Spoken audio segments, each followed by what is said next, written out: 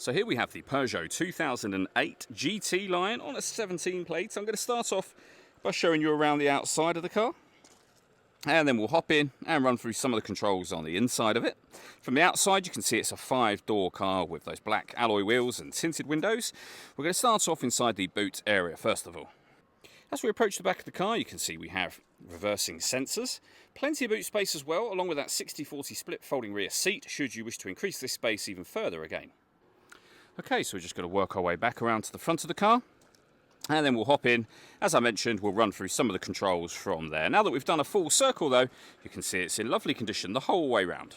Just briefly before we climb in, I think it's well worth seeing the interior from this exterior point of view. There's plenty to run through on the dashboard, so let's hop in and we'll do that now.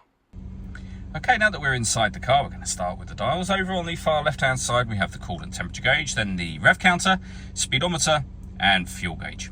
In the centre, you can see the digital readout for the speedometer, as well as the total miles of this car. They are 49,749. If we back out to the steering wheel next, we have our stereo controls and phone controls on here.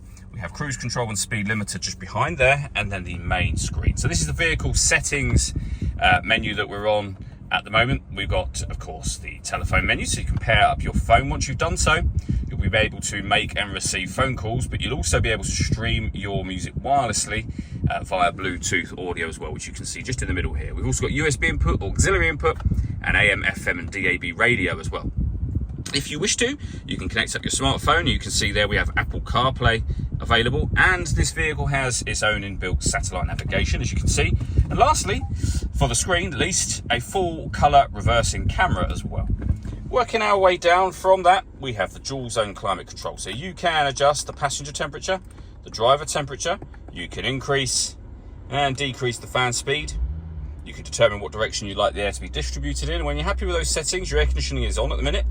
So that's off, back on again, or hit auto. And you can hear there, the car will maintain these temperatures by taking control of the direction of the air and the fan speed for you. You can manually override that whenever you wish to and put it back on whatever setting you want it on by way of the direction as well. We have our 12-volt charging socket, auxiliary, USB inputs, a little bit of storage just there as well. 2 cup holders, as you can see. The 5-speed manual gearbox. You can change your driving setup of the car depending on the road conditions as well. And the last thing I want to show you is the panoramic glass roof. So there's a button down by the handbrake. You can open this section up. It's a fixed section of glass, but as you'll see, once the sunblind is open, it lets in a huge amount of extra light to the cabin area. All that leaves me to say is thank you for taking the time to watch this video. If you'd like to come and see the car for yourself and have a test drive, please feel free to give us a call here at Surrey Specialist Cars. We'd love to hear from you soon.